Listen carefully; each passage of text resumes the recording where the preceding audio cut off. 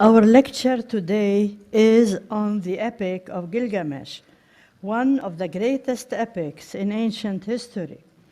Before we delve into the context, background, and the themes of the epic, let us listen for 3 minutes to a brief summary of this amazing story.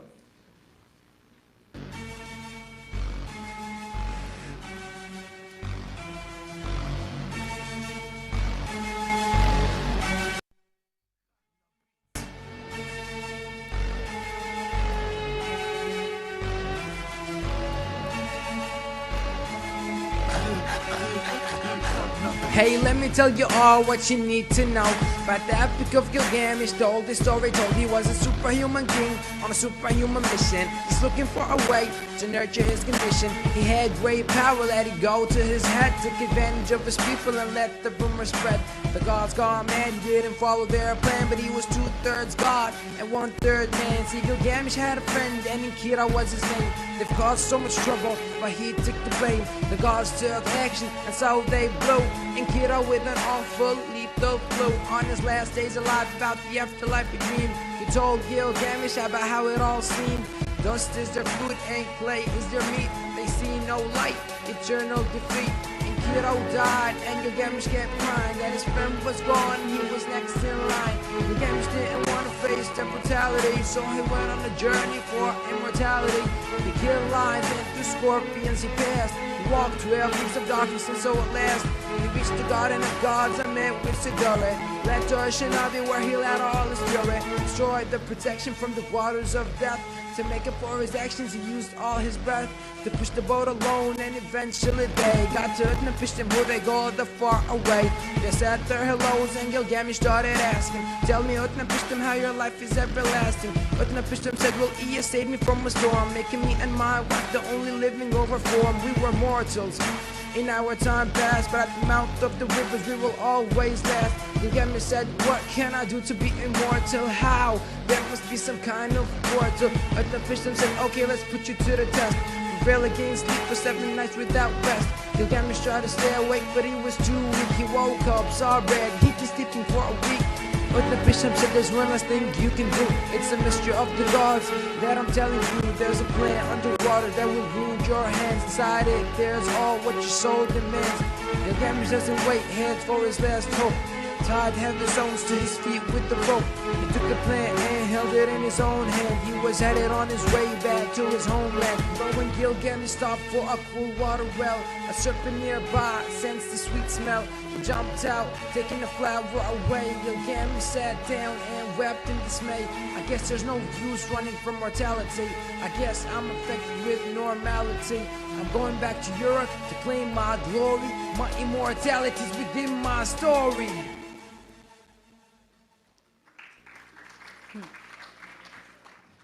Okay, this is a simple summary, but the story is very rich in meaning and themes and has its significance for all ages and all times. Let us then start by a brief sketch on the ancient peoples in Mesopotamia and the background of the epic. Mesopotamia, roughly present-day Iraq, and parts of northeast Syria, a name given by the Greeks to the land between the two rivers, Tigris and the Euphrates, بلاد ما بين النهرين دجلة والفرات. This part in ancient Mesopotamia was called by its own inhabitants the land of Sumer and Akkad. On the Euphrates lies Uruk, one of the oldest cities in the Near East. Gilgamesh was a Sumerian king of Uruk. The Sumerians were the earliest settlers in Mesopotamia. Their language cannot be affiliated to any language we know.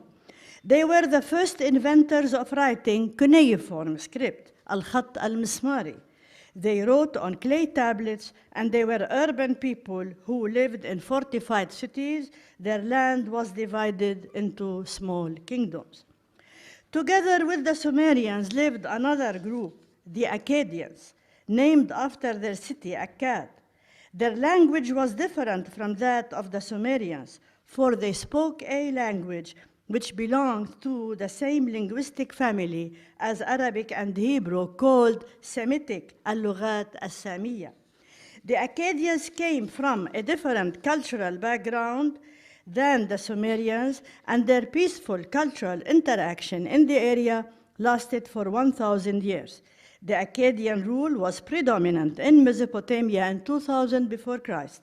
Their language replaced the Sumerian language as both the official and the spoken language of the country. The Epic of Gilgamesh was recited for nearly 3 millennia.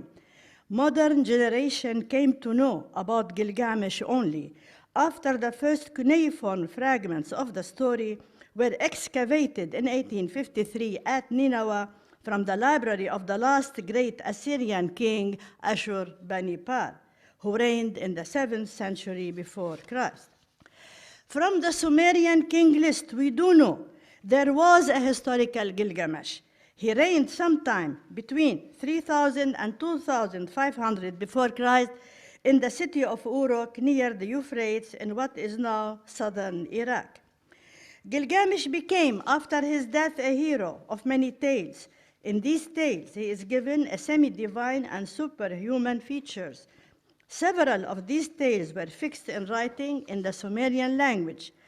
Later on, 5 came down to us as unconnected different stories about the same hero.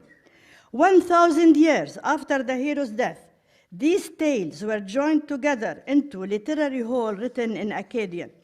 The most standard version of the text is written on 12 clay tablets. The text of the standard version is partly destroyed, and some passages remain obscure. The discovery of some 50 fragments of the epic in various sites of ancient Near East enables the scholars to fill some of the gaps and to improve our understanding of the text.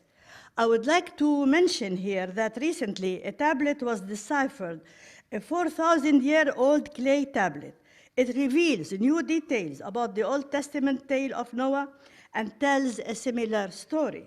There is also a detailed key instructions for building a giant round vessel known as a coracle, as well as key instructions that animals should enter 2 by 2.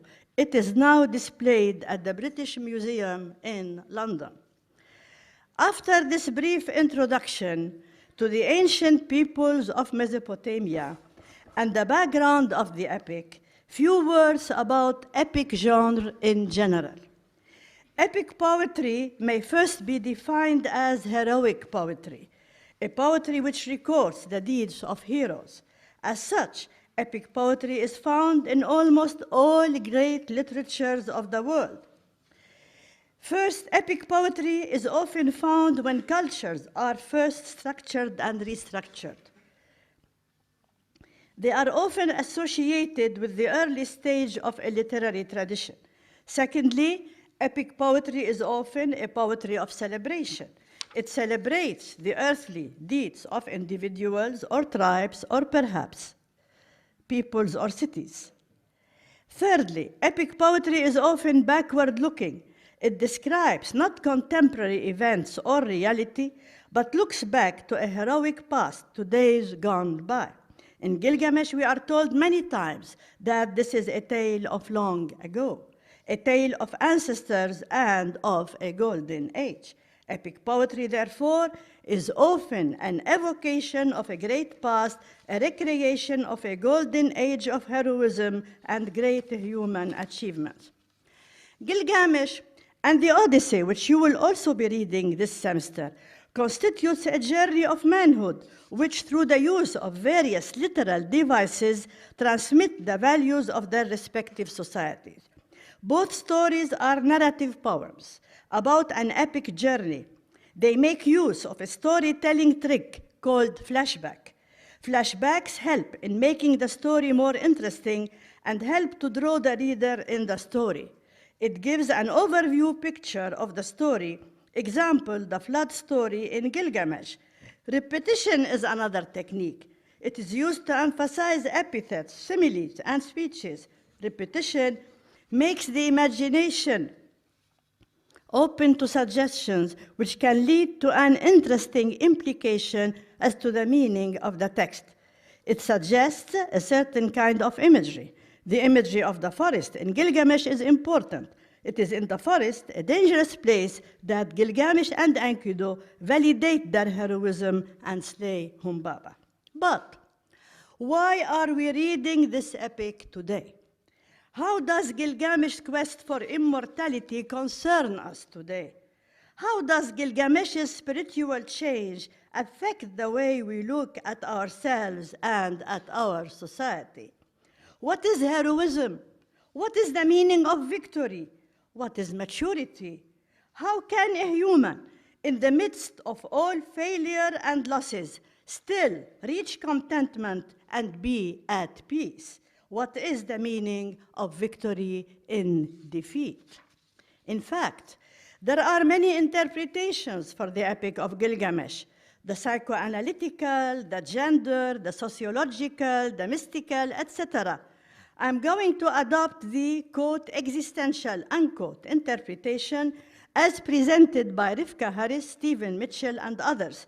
I leave it to your professors to pursue the issue of interpretation in your classes. After all, CS is an exercise in analysis and interpretation. Gilgamesh, the king of Uruk, is described at the beginning of the epic as a powerful king, 2/3 God and 1/3 man. He is endowed with human and superhuman qualities. He abuses his power in many ways. Quote, Gilgamesh sounds the tocsin for his amusement. His arrogance has no bounds by day or night. No son is left with his father, for Gilgamesh takes them all, even the children. His lust leaves no virgin to her lover, neither the warrior's daughter, nor the wife of the noble. Yet, this is the shepherd of the city, wise, comely, and resolute, unquote, page 62 in your text. This is how the theme of kingship is presented at the beginning of the epic: power and mastery. The king is abusing his subjects. There is an essential imbalance in the city. The man of unsurpassable courage has become a monster of selfishness. Enkidu was created as a solution to the problems brought on by Gilgamesh's extraordinary nature. He is sent on a mission from the gods who want things to get better in Uruk. How does Enkidu, the wild man, fit into the dynamic spiritual growth of the hero? Several themes come into the picture and intermingle here: primitiveness and civilization, the power of eros, friendship, the role of women, heroism, mortality and immortality, fate and freedom, death and departure, man and the gods, and so on. In fact, I have been reading this epic for so many years. I'm not going to tell you how many years, you will know my age, and I always discover new meanings and themes. Enkidu lives and wanders in nature. He is in a state of primitiveness. A trapper sees him, tells his father, who sends him to Gilgamesh. The harlot, Shamhat, leads Enkidu to self-awareness of what is a human being. She facilitates Enkidu's socialization. The harlot, woman of the temple, taught him to love, eat, drink, and dress, and introduced him to human intercourse as such. Enkidu could no more resume his formal life. His intimacy with the woman cancels his intimacy with nature. He has been transformed. The role of woman here, the harlot, is to teach and to lead to civilization. Enkidu's break with his formal life among wild animals is first achieved through sexual relations and is completed through learning the way of civilized life. Shamhat has the double role as a sexual creature and a maternal figure. Shamhat is named and given individuality and personhood. She transformed Gilgamesh from one at home with nature and wild animals into a human being. This is how the harlot accompanies Gilgamesh, the harlot accompanies Enkidu to Uruk. Having accomplished her mission, she is gone. The world of Uruk is out of balance. Gilgamesh was about to sleep with the bride before her bridegroom, and Enkidu steps in and they fight together. But Gilgamesh wins and they become friends. The fight between the two then, Gilgamesh and Enkidu, is such that they came to know each other more. It seems that Enkidu's humanization is complete when in Uruk he kneels before Gilgamesh and acknowledges his kingship, the institution which in Mesopotamia was a guarantee of a full human life. Enkidu's acknowledgement and acceptance of the kingship of Gilgamesh is not irrelevant to his humanization. Until Enkidu comes into the city and begins life under a king, he is still not wholly removed from his original condition. Only in Gilgamesh does he find counsel, and in counsel, full humanity. Enkidu can now become the friend of Gilgamesh, and the story can move to what we may call the heroic phase. There are questions here about the nature of friendship between Gilgamesh and Enkidu. You discuss them in your class. I don't have time here to read them. Gilgamesh listens to Enkidu interpreting dreams and advising him to deal justly with his people. But Gilgamesh is, in his first heroic phase, arrogant, restless, anxious, and pensive at the same time. He addresses Enkidu with the following words, quote, "Where is the man who can clamber to heaven? Only the gods live forever with glorious Shamash. But as for us men, our days are numbered. Our occupation is a breath of wind," unquote, page 71 in your text. Gilgamesh is afraid of death. He is restless. He wants to go to the land of the cedars to leave an enduring name. Quote, "I have not established my name stamped on bricks as my destiny decreed. Therefore, I will go to the country where the cedars is felled. I will set up my name in the place where names of famous men are written. Yet I will raise a monument to the gods." Page 70 in your text. Two aspects are manifested here: Gilgamesh's pensive mood and his realization of the end of man, his desire for fame as a compensation for an imbalance in his being. The motive of this heroic journey is then the desire for fame. The idea of death initiates the idea of departure. As we said, Gilgamesh is anxious. The gods in Mesopotamia do not give him security. They are standards of power rather than standards of goodness. Fate and destiny are indication that there is some sort of law in the universe, that we do not live in a world of chance or accident. These gods, they have human qualities. They are not given security to human beings. Humbaba, the guardian of the forest, is a figure of balance and a defender of the ecosystem. He is a monster, but has his appointed place in the divine order of things. He is, quote, "commissioned by one of the great gods because humans are not supposed to penetrate into the cedar forest to chop down its trees." Humbaba, there is a fight then between Gilgamesh and Humbaba is defeated. He asks for mercy, but Enkidu persuades Gilgamesh to kill him, so Enkidu is morally responsible. Gilgamesh is now more powerful than ever, and he goes further as a mortal to reject Ishtar, who proposed marriage, and he humiliates her. Gilgamesh, immortal, rejects a goddess, and he castigates her with a series of metaphors. Ishtar is infuriated. She asks her father Ainu to send the bull of heaven. Gilgamesh and Enkidu kill the bull of heaven, and the gods decide the death of Enkidu. Enkidu is now on his deathbed. What is of utmost importance here is Enkidu's dream, not only because it reflects the Mesopotamian concept of the afterlife, but as a turning point in Gilgamesh's progress towards maturity. We are now in Gilgamesh's second heroic phase. Enkidu related his dream. Quote, "There is the house whose people sit in darkness. Dust is their food and clay their meat.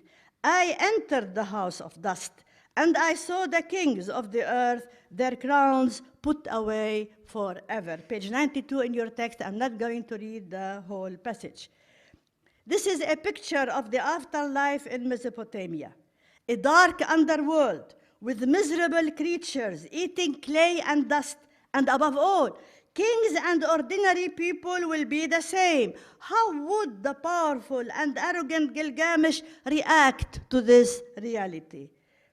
Gilgamesh wept, and his tears are now a beginning of a long journey towards reality.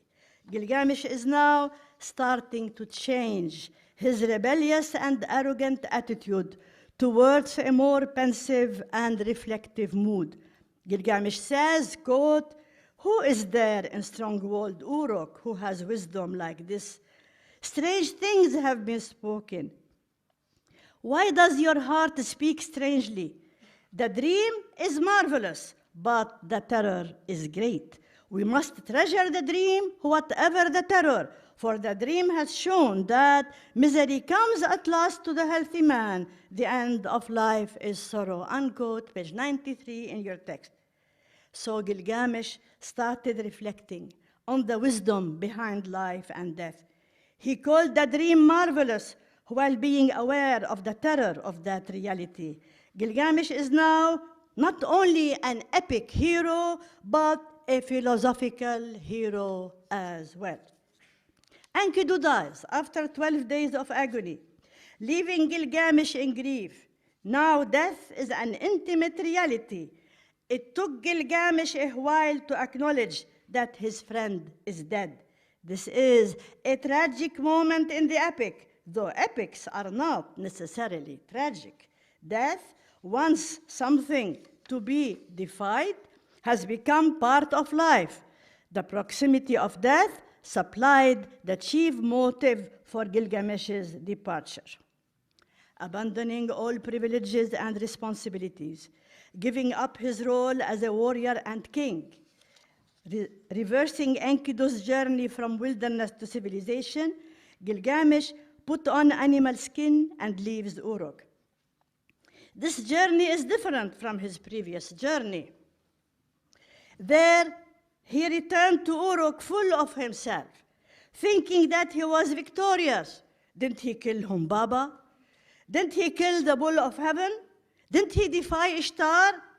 That victory, however, seemed now ephemeral and superficial. Fame and glory did not stop death and the realities that one has to face in life. He felt inside him a sense of loss and bereavement which nothing could alleviate except another journey. But this time, to seek knowledge, searching for his identity, and with it, the secret of life and death. Stripped of his ordinary surroundings, he forces himself into difficult but invigorating experience, which will make him aware of the reality of his existence. Gilgamesh is anxious, roaming the wilderness asking, quote, "Must I die too?" Unquote. This is not a rhetorical question. He really does not know the answer anymore. It is the question of a child at the threshold of adult awareness who is now faced with the concept of dying. The death of Enkidu induced Gilgamesh to depart in search for himself, as we said, for his identity. He separates himself from society and journeys to region far removed from ordinary human life. Gilgamesh is suffering here, facing changes that will strip, reduce, and waste him. You have on your fly sheet the stages that he passed through while journeying. You can follow with me. Gilgamesh crosses many gates and thresholds in his journey to Utnapishtim, the only human who was given immortality. At the gate of the scorpion, he tells his story. He is grieved. His friend is dead, and he wants to search for Utnapishtim to question him about the living and the dead. The man scorpion allows him to pass through the mountain of Mesho. Leaving this world behind, he crosses 11 leagues of darkness before he could see the sun in the 12th league. This is a journey of his soul to find the truth. It exemplifies death and rebirth. Shamash, in the garden of the gods, said to him, quote, "You will never find the life for which you are searching." Page 100 in your text. But Gilgamesh wanted to go on, and it was then his encounter with Siduri, the woman of the vine. This is an important place. Gilgamesh reacted violently, lodging his foot in the gate. Siduri, she locked the door in his face. She barred her door against him with the crossbar. Force is still his automatic reaction, the way he responds to the world. So he arrogantly addressed her. Quote, notice how arrogant he is now. And then he's going to change when he is going to come back to himself. So he answered, quote, "Young woman, maker of wine, why do you bolt your door? What did you see that made you bar your gate? I am Gilgamesh, who seized and killed the bull of heaven. I killed the watchman of the cedar forest. I overthrew Humbaba, who lived in the forest, and I killed the lions in the passes of the mountain." Unquote, page 101 in your text. And Siduri brought him back to himself and his limits as a human. She said, quote, "If you are that Gilgamesh, why are your cheeks so starved? And why is your face so drawn? Why is despair in your heart and your face like the face of one who has made a long journey? Yes, why is your face burned from heat and cold? And why do you come here wandering over the pastures in search of the wind?" Page 101 in your text. Gilgamesh came back to himself, so he answered, "And why should not my heart be starved and my face drawn? Despair is in my heart, and my face is the face of one who made a long journey." He speaks about the death of Enkidu and that he wanted to look for Utnapishtim. Siduri, another woman in the epic, is represented as a supportive figure who assists Gilgamesh in his dangerous journey to find Utnapishtim after offering him a piece of advice. What she says here deserves special attention. Her discourse is realistic. She stresses the goodness of food, cleaning, clothing, and importance of wife and child. She upholds the social norms of Mesopotamian society. She says, quote, "Gilgamesh, where are you hurrying to? You will never find the life for which you are looking. When the gods created man, they allotted to him death, but life they retained in their keeping. As for you, Gilgamesh, fill your belly with good things, day and night, night and day. Dance and be merry, feast and rejoice. Let your clothes be fresh, bath yourself in water. Cherish the little child that holds your hand, and make your wife happy in your embrace, for this too is the lot of man." Unquote, page 102 in your text. Siduri's advice is not only realistic and a simple call for pleasure. She's advising him to come to terms with death and life at the same time. In this way, Siduri acknowledges Gilgamesh's struggle with grief, his confused identification of death and life, and is helping him to disentangle life from the dead and go back to the world and enjoyment of living. Siduri guides him to Irshanabi, the ferryboat man, who will in his turn take him to Utnapishtim, his last chance now. Gilgamesh's last chance then is in front of Utnapishtim, who transmits to him the story of the flood. This is a secret knowledge not accessible to anyone, but only to this hero who was 2/3 God and 1/3 man. I'm sure that in your classes you will compare and contrast between the story of the flood in Gilgamesh and the story of the flood in the Old Testament. And you can see the difference between monotheism and polytheism. Gilgamesh heard the secret of Utnapishtim, immortality. He had questions to ask, and Utnapishtim proved to him that he does not have the stuff of immortality. He challenged him to be awake for 7 days, but Gilgamesh failed the test. Utnapishtim then gave him his last chance. He guided him to a magical plant that will restore him to youth. Gilgamesh plunges into the great deep, finds the plant, and brings it to the surface. He calls the plant, speaking to Irshanabi, quote, the antidote to the fear of death, unquote. Gilgamesh was happy, and now he has the plant. So he wants to take the plant to the people, to his people, for the benefit of the whole community. Is this a beginning of change in Gilgamesh?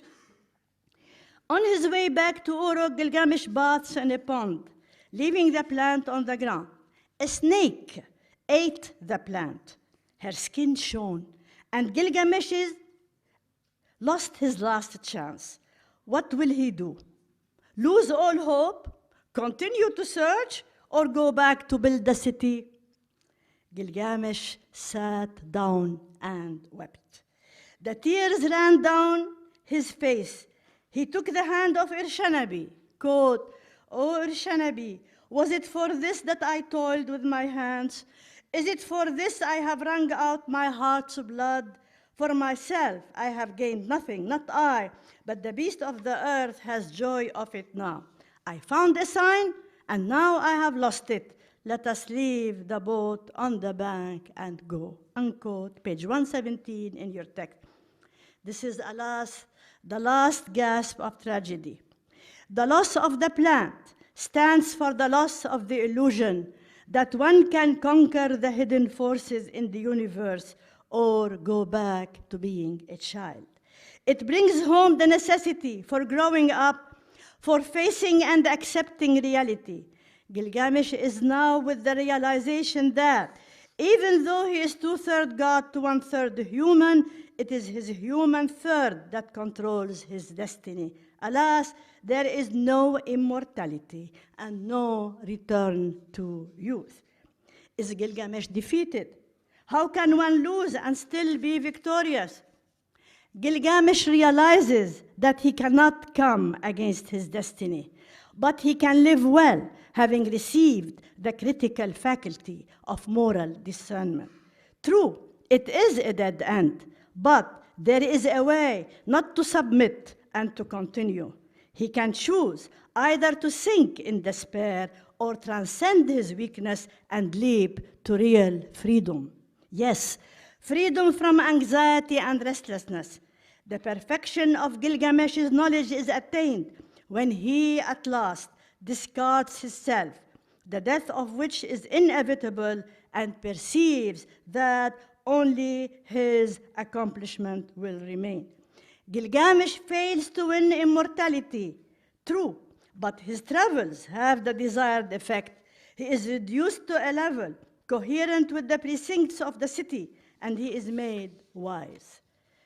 Gilgamesh's epic is a portrait of a hero's transition from the arrogance of youth to a devastated feeling of loss at the death of a friend, moving to a sense of bereavement and existential anxiety, and lastly, leaping to wisdom and real maturity to understand that real victory is when one grows up spiritually. Gilgamesh realized that he cannot be the master of his destiny and that he has to leap to a new life. This maturity enabled Gilgamesh to turn his defeat into victory when he learned to see himself not as most powerful of men, but as part of a larger whole ruled by forces beyond his power to control. Rather than challenge his limitation, he must learn to accept them. Maturity requires humility and acceptance. The story of Gilgamesh is the story of every human being as he traverses the narrow paths of his existence. Strong in his youth, a human being thinks that he encompasses the universe. Then frustration of all sorts occur. As a result, he is saddened by the disillusionment in his life. It is man's realism, wisdom, and moral discernment that will turn his failure to victory. This is how, looking on, let us think about some abiding problems. How can we live at peace with what is, letting go of what we wish would be? How can we learn to accept death as part of life? How can we be defeated and victorious at the same time? Quote, he was wise, he saw mysteries and knew secret things. He brought us a tale before the flood. He went on a long journey, was weary, worn out with labor. Returning, he rested. He engraved on a stone the whole story. O Gilgamesh, Lord of Kulab, great is thy praise. Thanks for your attention.